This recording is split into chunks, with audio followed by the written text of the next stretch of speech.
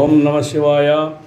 శ్రీ ఉమారుద్రకోటేశ్వర స్వామివారి దేవాలయంలో కార్తీక సోమవారం 4వ వారం సందర్భంగా స్వామివారికి రుద్రాక్ష పూసలతో అలంకరణ జరిగింది.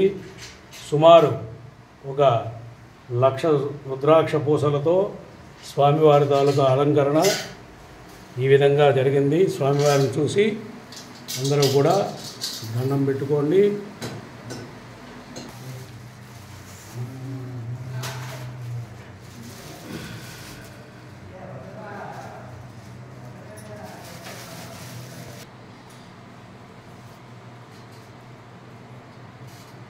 శ్రీ రాజరాజేశ్వరి అమ్మవారి తాలూకా అలంకరణ. నందీశ్వర స్వామివారు స్వామివారి ముందు మోకరిల్లు ఉన్నారు.